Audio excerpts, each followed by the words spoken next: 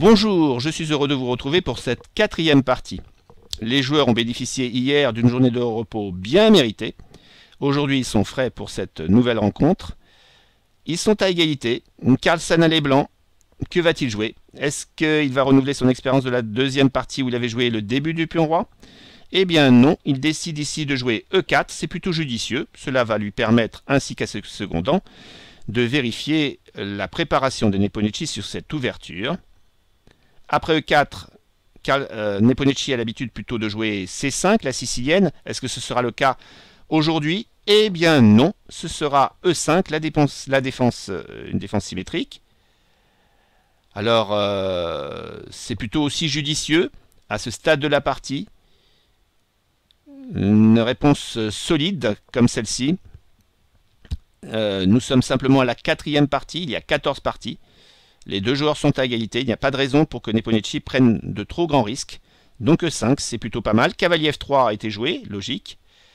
Et au lieu de jouer le coup habituel cavalier C6, comme le fait Carlsen lorsque Nepomniachtchi lui répond E4, eh bien, Nepomniachtchi joue cavalier F6. Ce sera la défense russe. Elle est connue depuis la Renaissance. Elle a été particulièrement analysée par l'un des fondateurs de l'école d'échecs de Saint-Pétersbourg, Alexandre Petrov. C'est pour ça que cette défense russe s'appelle aussi la défense Petrov. Elle a comme réputation d'être un début solide avec pour objectif la nulle. Pourquoi pas? En tout cas, pour le moment, Carlsen décide de jouer la vente normale, logique, la prise du pion E5. Et ici, je vous conseille de suivre les recommandations de Nepomniachtchi, c'est-à-dire non pas de prendre le pion E4 parce qu'avec Dame 2, vous avez un souci avec ce cavalier qui, s'il s'en va, vous avez généralement des possibilités d'attaque à la découverte qui peuvent être très dangereux. Il y a eu des recherches à ce niveau-là, mais je ne vous conseille pas quand même de rentrer dans cette variante. Par contre, on suit les recommandations de Nepomniachtchi. Vous jouez d'abord D6, le cavalier s'en va, cavalier prend E4, et si maintenant l'envie prend au blanc de jouer Dame 2, les noirs ont la réponse Dame 7 toute faite. Et dans ce cas, tout est OK pour les noirs. Bien, à partir de là, après la prise d'un pion E4, les blancs jouent D4. Et le coup habituel est de soutenir le cavalier qui est déjà en E4 pour le mettre en D5.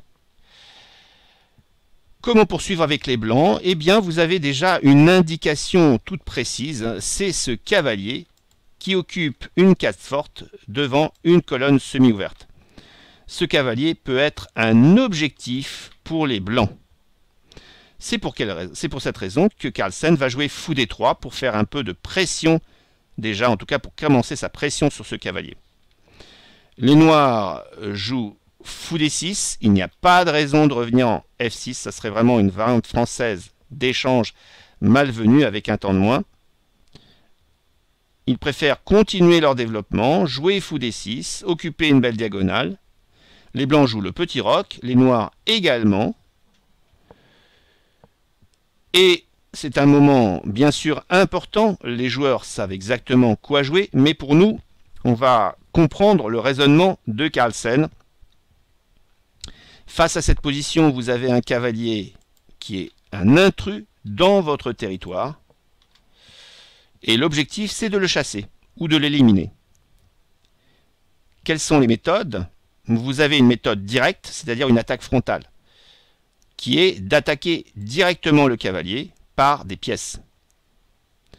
Tour E1 par exemple, ou cavalier C3 peut être un objectif avec les blancs d'attaquer ce cavalier.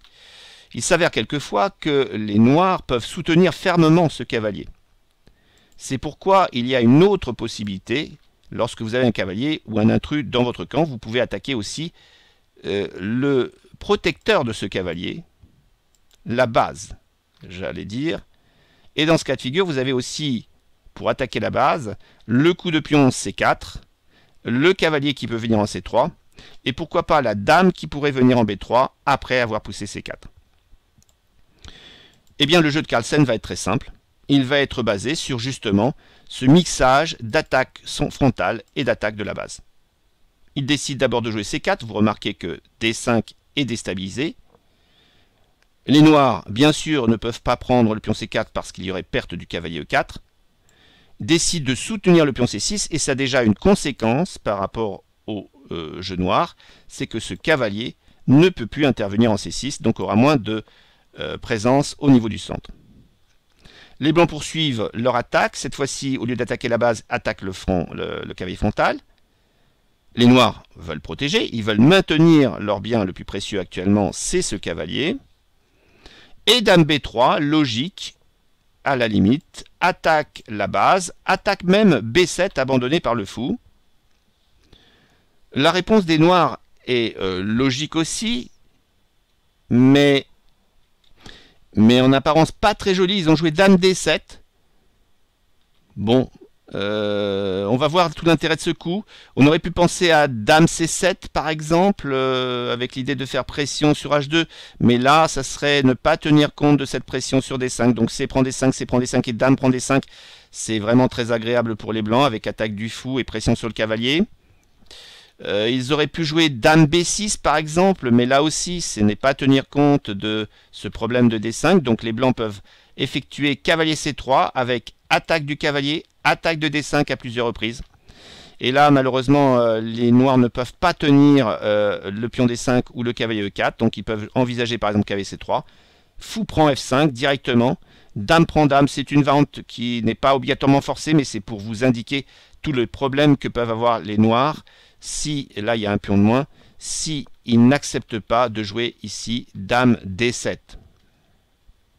Donc dame D7 est jouée, solide, mais attention au cavalier qui a moins de cases ici. On voit que déjà la case C6 est interdite et la case ici est pour l'instant occupée par la dame. Donc après dame D7, les blancs jouent cavalier C3, poursuivent leur logique d'attaquer frontalement bien sûr le cavalier, mais aussi d'attaquer la base. La pression est assez considérable pour que les noirs agissent avec donc attention là-dessus. Un petit mot là-dessus, bien sûr, au lieu de cavalier C3, on aurait pu prendre en D5, prise en D5, dame prendre en D5, mais bon, je vous laisse le soin de regarder par vous-même. Oui, en effet, fou prend H2, roi prend H2, dame prend D5, gagne la dame. Ça serait vraiment dommage. C'est un échec à la découverte qui porte préjudice à l'idée de prendre le pion D5. Donc ça, c'est un élément qu'il faut retenir, bien entendu, par rapport à ce pion D5. Donc, cavalier C3, continue l'attaque frontale et donc la base aussi. Ici, les noirs n'ont pas les possibilités raisonnables de tenir et le pion D5 et le cavalier C3. Ils décident donc de relâcher la tension et de prendre le cavalier en C3. Ce qui va nous amener à une variante quelque part un peu forcée. Fou prend F5, dame prend fou et pion prend cavalier. Non pas dame prend car les noirs ont l'opportunité de jouer un coup critique, c'est-à-dire une modification de la structure de pion, par exemple pion prend C4, et de créer ainsi un pion isolé, avec l'idée de jouer cavalier D7, pourquoi pas cavalier B6, et d'occuper cette case en D5. Donc là, il faut faire attention pour les blancs. C'est pour cette raison qu'ils ont décidé de jouer avec le pion, quitte à se créer des pions doublés sur la colonne C. Voilà. Tenir compte de ces changements de structure, voilà, ça c'est important de bien retenir ces éléments-là, qui peuvent avoir une importance capitale pour la suite de la partie. Donc B prend C3 est joué, mais attention, les noirs ont toujours des soucis à se faire sur le pion B7. Le pion D5 est bien soutenu par la dame. Les noirs souhaitent conserver leur dame bien installée dans le camp blanc, on va dire, en tout cas avec une belle vue sur le camp blanc. Alors, les noirs décident de jouer B6. On aurait pu jouer dame D7, mais après pion prend D5, C prend D5, tour B1, il y aura quand même B6. Et nous aurions à peu près la même position. Pas tout à fait, mais il y aura toujours ce problème avec le pion B, donc B6 aurait été joué quand même. Donc, après B' C3, B6 est joué, et les blancs décident de clarifier la situation au centre en prenant le pion D5. Là encore, les noirs ont deux choix à leur disposition, la prise avec le pion ou la prise avec la dame. S'ils prennent avec la dame, que joueriez-vous d'après vous? N'hésitez pas à cliquer sur pause. Si vous avez pensé à jouer C4, c'est plutôt une bonne chose, puisque ces pions attaquent la dame et obtiendraient un duo de pions assez intéressant qui occuperait, en tout cas qui contrôlerait pas mal de cases au centre et qui donne un jeu tout à fait convenable pour les blancs. Alors qu'avec C prend D5, c'est ce qui a été joué lors de la partie, eh bien vous avez certes modifié la structure de pion, et vous avez créé ici une colonne semi-ouverte avec un pion dit arriéré, C3. Ce pion est isolé, pour l'instant bien soutenu par la dame. Et les noirs, l'idéal, à la limite, serait super content de jouer cavalier C6, cavalier A5, et de pouvoir bloquer ce pion afin que ce pion C3 reste un pion arriéré et une cible agréable. Ne pas oublier que le pion C3 est une cible et que la case C4 est une case de blocage. Donc qui peut être très utile pour les noirs. Après C prend D5, les blancs décident de jouer un coup extrêmement instructif. N'hésitez pas à cliquer sur pause pour voir quel est ce coup, pour essayer de le trouver. Il joue Dame B5. Alors c'est pas mal parce que quand on joue deux fois le même coup, il faut réfléchir sur le fait de l'intérêt de jouer deux fois. Généralement on essaie de développer les pièces. Là, on a une tour développée, le cavalier développé, la dame développée, et ici, les noirs n'ont que deux. Eh bien, il faut aussi retenir le fait que vous pouvez essayer d'empêcher l'autre de se développer normalement. Et c'est pour ça que les blancs ont joué deux fois la même pièce. C'est-à-dire, en jouant dame B5, ils s'aperçoivent, en fait, ils savent que le cavalier a du mal à se déplacer. C'est un problème. Et en jouant ce coup-là, ils gênent le développement des noirs. Ils gênent le développement du cavalier. Imaginons un coup naturel, par exemple cavalier D7. Eh bien, les blancs ont l'opportunité de mettre en difficulté le jeu noir en jouant quoi? Eh bien, en jouant dame C6. Et là, la pression sur D5, la pression sur le fou, la pression sur le cavalier posent des problèmes de défense aux noirs. C'est pour cette raison que les noirs sont revenus avec dame D7. Ça paraît étonnant. Ils ont voulu conserver leur dame en F5 et ils sont obligés de revenir en D7. Donc là, c'est instructif, voyez. Donc, ici, on joue deux fois, certes, la même pièce, mais c'est pour empêcher l'autre de se développer normalement, pour qu'il n'ait pas la possibilité de lier les tours facilement. Après dame D7, les blancs ont encore joué un coup très instructif. Là aussi, cherchez-le. Ça vaut le coup. Ils n'ont pas relâché la tension. Vous voyez, là, ici, il y a une tension. Ils ne l'ont pas relâchée. Ils ont préféré jouer eux-mêmes A4 et dire aux noirs, tu peux prendre, mais à cette condition, c'est que je reprenne avec le pion, ici, en B5.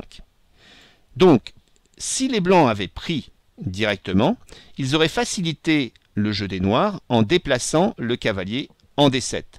La tour ici, sur la colonne, est maîtrisée. Les cases E5, E6, E4, E7, E8 sont contrôlées. Donc cette tour n'a pas grand-chose à faire. Et ce cavalier, que va-t-il faire? Eh bien, vous pouvez remarquer que ce pion est arriéré. Ça veut dire qu'il peut y avoir une tour qui peut intervenir, bloquer ce pion, peut-être le capturer. Et on pourrait continuer à rendre ce pion impossible à pousser en jouant B5. Et pourquoi pas le cavalier qui pourrait venir s'installer sur A4 ou sur C4 selon besoin. Voyez que là, ce sont des moments importants où il ne faut pas relâcher obligatoirement la tension en prenant une pièce, car cela permettrait de développer une pièce adverse, mais plutôt en laissant l'adversaire la possibilité de eux-mêmes prendre, car ce sont les blancs qui obtiendraient autre chose. D'ailleurs, c'est ce qui s'est passé. On pourrait envisager cavalier C6, mais ça mériterait réflexion. Il y a des choses très intéressantes basées sur D5, qui n'est pas prenable immédiatement. Mais les noirs ont décidé de jouer dame prend dame. Ok, sur dame prend dame, les blancs prennent, et l'idée blanche était plutôt astucieuse. Car en jouant de cette manière, le cavalier est maîtrisé. Les cases C6 et A6 sont interdite. Et cavalier D7, ok, c'est bien gentil, mais il n'y a plus la case B6 pour la case d'aller en C4, etc. Donc l'idée de B5 est de contraindre l'adversaire à jouer dans un espace réduit. Mais les noirs, ces parties ont été déjà jouées, hein, donc ils connaissent parfaitement les deux joueurs que ce type de position. Les noirs ont comme idée de jouer A5. Avec le souhait que si les blancs prennent, eh bien le jeu noir va se libérer avec la prise en A6 aussi bien par le cavalier que par la tour, car le cavalier pourra envisager d'aller en C7, aller pourquoi pas en B5 pour attaquer C3, etc. Voilà l'idée noire. Prends-moi le pion en passant. Ok. Mais les blancs, eux, ont pour idée, non, moi je ne prendrai pas le pion. Je ne prendrai pas le pion, et comme ça, ce pion handicape ton cavalier. Voilà. Donc là, il y a véritablement un débat autour de ça. Mais la position contient encore des éléments très intéressants. Que jouer avec les blancs? C'est là. C'est pas simple en fait. Quel va être le chemin des blancs? Là aussi, n'hésitez pas à cliquer sur pause. Parce que s'ils ne prennent pas en passant, ça veut dire que ce pion est passé. Et il peut être dangereux à terme. Alors que jouer? Où va être le jeu des blancs? Il faut des cibles, il faut se développer. Mais par où? Faut-il installer... ben oui, mais comment sur la colonne E? Faut-il installer un cavalier E5? Et à quoi ça va servir? Faut-il jouer x3? Voilà, toutes ces questions sont posées. Et où va être mon jeu? Imaginons fou A3. Les noirs pourraient envisager fou prend, tour prend, et d'aller avec le cavalier en D7. Et là, vous pourriez me dire, oui, mais je peux installer ma tour en E7 et attaquer ce cavalier mal placé. Au moins, j'ai quelque chose de potable. Le problème, c'est que les noirs peuvent défendre le cavalier. La tour peut se recycler, parce qu'une tour toute seule en E7, ça ne fait pas grand-chose. Et puis ensuite, jouer par exemple tour E8 pour les noirs. Et là, vous remarquez que malheureusement pour les blancs, s'ils veulent soutenir cette tour, eh bien roi F8, on a déjà vu ce cas de figure lors de la troisième vidéo, c'est que cette tour ne peut pas tenir sur cette rangée, sur cette colonne, pardon. Après tour prend, roi F1 par exemple, et tour prend, roi prend, ben, on s'aperçoit malheureusement que les noirs ont un petit souci, enfin les blancs ont un petit souci avec ce pion passé. Donc là-dessus, c'est même extrêmement dangereux. Bon, donc, le fait d'échanger le fou A3 pourrait se justifier. Mais malheureusement, pour du développement, et pour essayer d'atteindre la 7e rangée. Mais il y a un problème avec ce pion passé éloigné. Et l'organisation des tours. Donc fou A3, à proscrire. Maintenant, fou E3, c'est bien gentil, mais ça obstrue la colonne E. Et le cavalier peut venir en D7, et puis finalement la vie continue. La case E5 est plutôt bien contrôlée. Les noirs vont pouvoir éventuellement, avec l'autre tour, la tour A8 ou C8, attaquer le pion C. Bon, c'est supportable, c'est un jeu correct pour les noirs. Quelle autre possibilité? Eh bien, en fait, le problème, c'est que les blancs, à chaque fois, n'ont pas de répondant assez ferme, en fait. Il faut trouver une organisation. Il faut trouver éventuellement un point de repère qui va aider les blancs à construire leur jeu actif. Ce point de repère, il n'est pas si simple, il est là, en fait, en D5. Il n'est pas si simple parce que comment l'atteindre, ce point de repère? Ce n'est pas le fou qui est sur une case noire, ce n'est pas la tour qui peut l'atteindre. Donc ça serait le cavalier. Mais lorsque vous avez un cavalier posté de cette manière, c'est très compliqué pour celui-ci d'arriver à atteindre le pion, en tout cas à l'attaquer. Il faudrait qu'il soit en E3 par exemple. Ça serait bien, ça serait une bonne idée. Ou en F4, éventuellement, sans qu'il soit échangé par le cavalier, par le fou. Alors, c'est là qu'on va trouver une idée intéressante. Il va falloir trouver le moyen, éventuellement, d'aller en E3 ou F4, mais il faut aller vite. Mais vite comment? Et la nouveauté théorique proposée par Carlsen, c'est celle-ci. C'est-à-dire, il va jouer cavalier H4. Vous allez me dire, en cavalier H4, à quoi ça sert de mettre un cavalier à la bande de l'échiquier? Eh bien, la menace directe, c'est de cavalier F5. Ça veut dire que ça va occuper les noirs à chercher un antidote pour éviter que le cavalier vienne en F5. S'il vient en F5, il est plutôt bien placé et il pourrait arriver très vite en E3 ou éventuellement en E7 selon le jeu du fou noir. Donc ça implique au noir le fait de jouer G6, le coup prophylactique qui empêche le cavalier d'un F5. Alors comment va-t-on arriver sur la case E3 ou F4? Et c'est là qu'intervient le coup G4. Alors G4, moi je me suis posé la question, pourquoi pas jouer tout simplement G3? Mais, parce que G3 c'est un peu moins impliquant au niveau de la structure, ça permet de mieux contrôler F4, et puis le cavalier pourra faire la même action qu'avec G4. Mais on va voir que G4 a un petit plus. Bon, G4 pourquoi? Ben, c'est pour libérer, quand vous voyez un joueur avancer ses pions ou ses pièces, il faut regarder évidemment là où il va, mais il faut regarder aussi les cases qu'il laisse. Et le pion est la seule pièce qui vieillit, hein. Elle ne revient jamais en arrière, et donc il va libérer une case. Cette case, c'est la case G2. Et vous pouvez remarquer tout de suite que le cavalier peut ensuite aller en E3 ou en F4. Voilà. Donc G4 a pour objectif de laisser libre la case G2. Maintenant, pourquoi pas G3 plutôt que G4? Ben, G4 peut amener dans certains cas le cavalier à l'attaque du pion et estimer que peut-être ce pion peut être pris. Et si ce pion, donc là le cavalier, on va voir pour le fou, hein, ça va arriver, et là le pion, eh bien dans ce cas de figure, le pion pourrait venir en G5 et accompagner le cavalier pour venir en F6. Bon, on va voir tout ça un petit peu plus tard. Mais voilà l'idée de G4. Donc, cavalier vient en D7, il faut dire qu'il va bien falloir jouer ce cavalier. Ça pose quand même problème de coordination. Donc, cavalier D7, logique. Et maintenant, le cavalier revient en G2.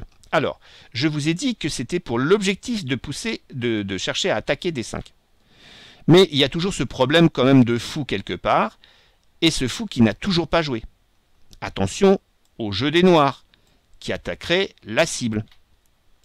Donc Carlsen a une idée très astucieuse, c'est de jouer, après tour C8, qui est joué logiquement par les noirs qui attaquent le pion cible, c'est de jouer fou F4. Donc on voit que le coup de cavalier a certes pour objectif d'aller en F4 ou en E3, mais il soutient également le fou. Et du même coup, en se développant et en attaquant une pièce développée, force les noirs à réagir et n'ont pas le temps de prendre le pion D5, C3. Peut-être, s'il joue fou F8 ou s'il joue fou B8 par exemple. Ce qui était des coups possibles. Mais les noirs ont pris le pion et cavalier prend F4. Ils ont accepté le deal parce qu'ils veulent prendre le pion C3 et ainsi dominer la colonne et permettre finalement à cette tour d'obtenir un jeu plutôt appréciable.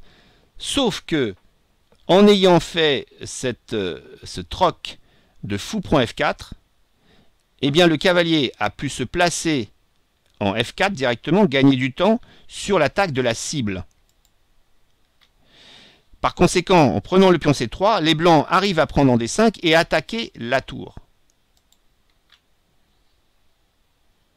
Qui va avoir raison? La collaboration tour-cavalier ou la tour toute seule avec ce pion passé?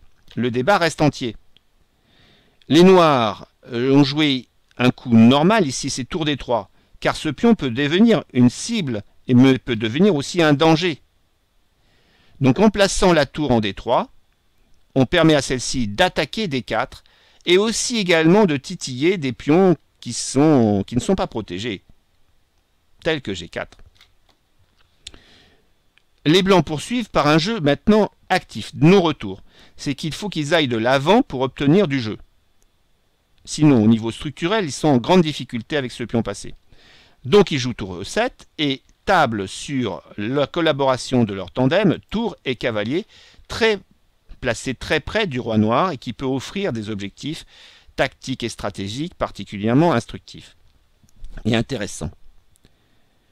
Les noirs jouent un coup qui peut paraître étonnant, mais qui a son explication. Si vous voulez protéger la tour, le cavalier en D7, vous avez un petit souci que je vous laisse découvrir par vous-même. Ce petit souci, c'est le petit sacrifice du cavalier, voilà, avec la fourchette, et qui permet ainsi au blanc de gagner une pièce bien précieuse. Avec en plus l'attaque en B6, c'est le petit cadeau en prime. Donc, après tour E7, les noirs ont joué cavalier F8. Il faut dire qu'ils n'ont pas beaucoup de possibilités quand même avec ce cavalier. Donc cavalier F8, logique. Tour prend D4, il y a évidemment tour prend cavalier. Donc cavalier F8. Mais on va voir que ce coup de défense, il est assez astucieux. Les noirs, les blancs ont joué cavalier F6, mais moi je me pose quand même la question, pourquoi ils ne prendraient pas le pion B6? Ça peut aussi avoir sa logique. Et on va essayer d'approfondir cette question. Si les blancs prennent le pion B6, que va-t-il se passer? N'hésitez pas à trouver des réponses du côté noir. Parce que certainement qu'ils avaient un antidote. Sinon, ça pose problème. Donc, tour B8, c'est logique. Vous attaquez le cavalier. Bon, celui-ci, où va-t-il? Il va aller en D5 pour reprendre l'idée de cavalier F6. Ça, c'est logique également. Tour prend D4. Tour prend D4, c'est plutôt pas mal joué parce que le cavalier est questionné. Alors, cavalier F6, ok. Roi G7. Maintenant, il y a soit cavalier E8, échec, pour répéter la position, soit G5 pour tenir le cavalier. Ce qui justifierait la sortie précoce du pion de G4 en G5. Les noirs prendraient en B5 et poseraient des problèmes pour le pion G5. Et on voit qu'il y a quelques difficultés à défendre ce pion. Vous remarquez que cette tour est très bien placée en D4. Impossible de faire H4, impossible de faire F4. Donc là, c'est compliqué. Ça voudrait dire jouer cavalier E8, roi G8, cavalier F6, roi G7, et nul. Oui, parce que si jamais les blancs cherchent à jouer cavalier E4, là, c'est plus que des soucis qu'ils vont avoir. Et ça va justifier la sortie du cavalier F8. Voilà pourquoi cavalier F8 est très bien joué, parce que maintenant, il peut aller en E6 et attaquer le pion G5 tout en posant une question au cavalier E4.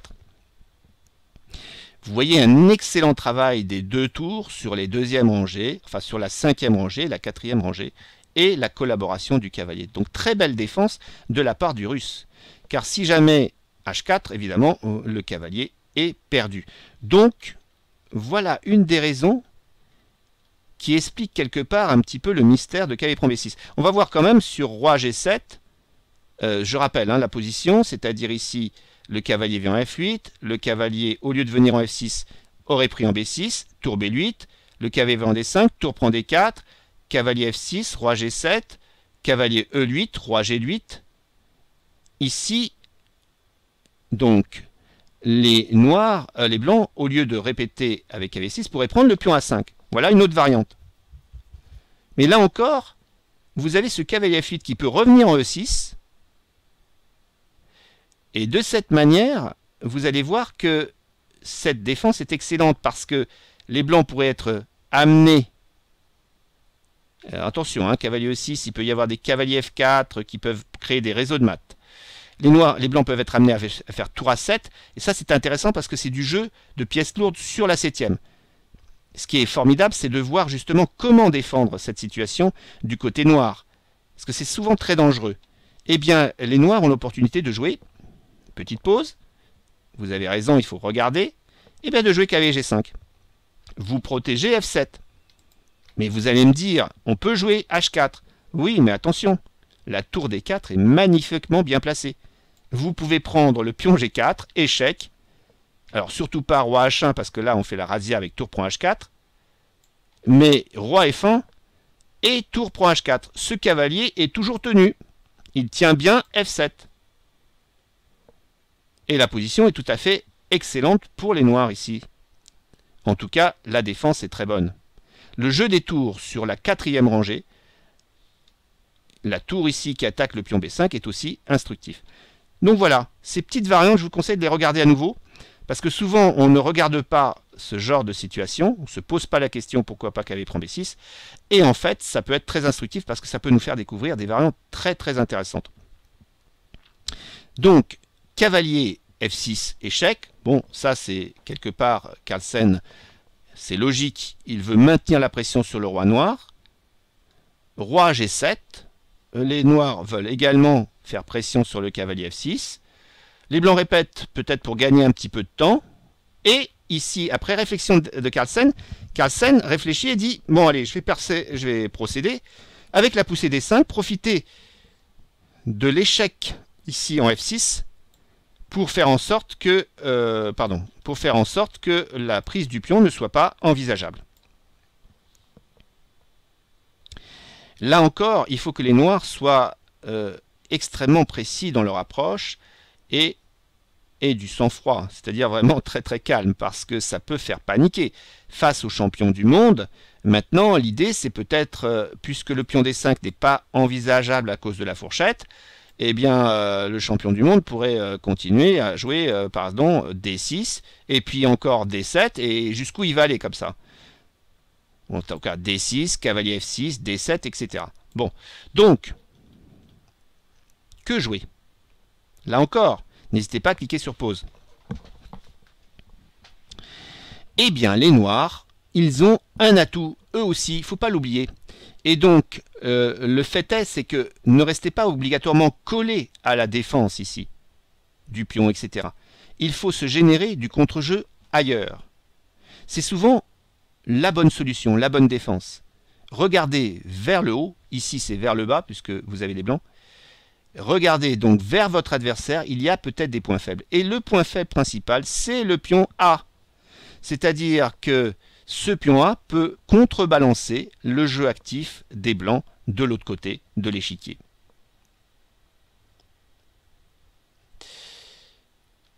Donc, après A4, bon, on peut continuer par cavalier F6, en tout cas c'est ce que joue Carlsen, roi G7 et G5. Voilà donc la justification de G4.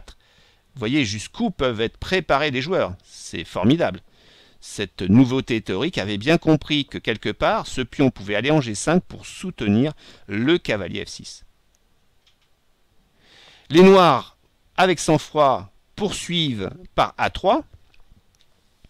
Et là, longue réflexion de Carlsen, qui décide, après ce coup A3, de jouer cavalier E8, roi G8, cavalier F6, roi G7, cavalier E8, et c'est nul. Partie nulle. Donc, ça veut dire que notre ami Carlsen a estimé que cette position ne méritait pas d'être continuée. Trop de risques, trop aléatoire. Quatrième partie, il y a encore 14 parties. Ce n'est pas le moment de prendre donc une mesure peut-être qu'il pourrait éventuellement regretter. Ok, donc la petite répétition, ça c'est intéressant. Ok, on répète 3 fois la même position et c'est obligatoirement nul. L'adversaire ne peut rien dire à ce sujet. Moi, ce qui m'intéresse, c'est pourquoi n'a-t-il pas continué? Alors, on va essayer. Là, quand j'ai vu cette position, je me suis dit, mais pourquoi ne pourrait-il pas aller là en C1, puis ensuite en C7, et puis faire une attaque? Parce que quand même, ça peut être dangereux pour les noirs. C'est une situation de réseau de maths. Alors on va essayer. Donc, je vous propose, je joue tour C1, puis c'est à vous, avec les noirs, de jouer. Alors, vous avez pas. Est-ce que vous auriez peur de F7 quand même? Parce que moi je joue ça pour jouer tour C7. Hein. Donc qu'est-ce que vous en pensez? Alors, si vous jouez A2, c'est top. C'est top. C'est plutôt intéressant, évidemment, c'est votre défense. Il ne faut pas avoir peur, obligatoirement, de tour C7. Ok, pour moi c'est bon. Maintenant, que jouer avec les blancs? Oui, je peux vous demander aussi de m'aider. Qu'est-ce qu'on pourrait jouer avec les blancs? Faire le coup que je vous avais proposé, c'est-à-dire tour C7. Ok.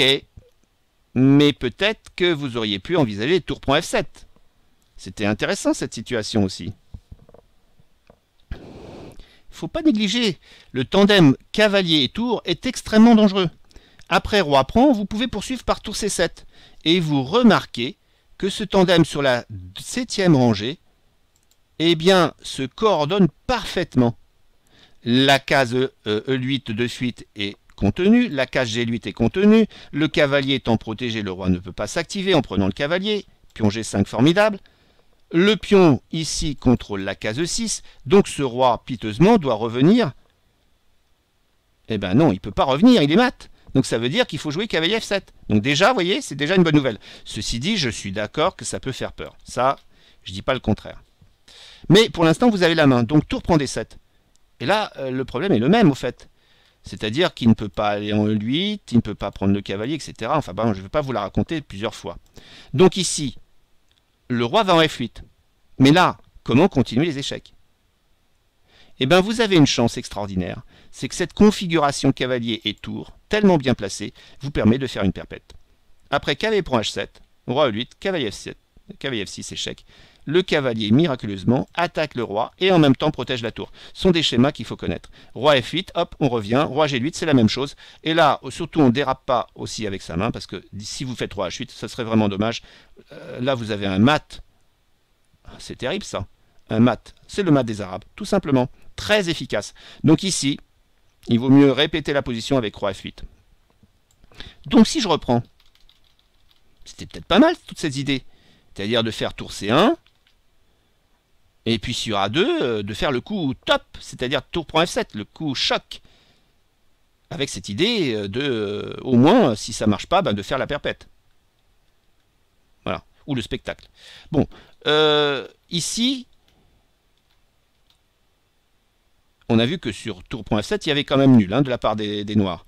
Donc les blancs, s'ils envisagent par exemple de faire tour C7, qui peut avoir sa logique d'attaquer F7, là malheureusement pour eux, vous l'avez certainement calculé peut-être, c'est qu'il y a dame, dame échec, le roi vient en G2, et après ça sera encore bien de calculer les variantes, parce que vous pouvez bien calculer ici, ça peut être dangereux, donc ça dépend ce que vous allez jouer.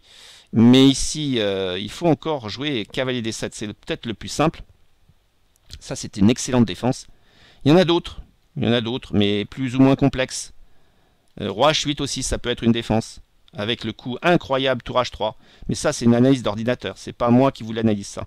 Regardez ce qui peut se passer. Vous voyez, ici, le roi va en H8. C'est quand même assez dingue, quoi.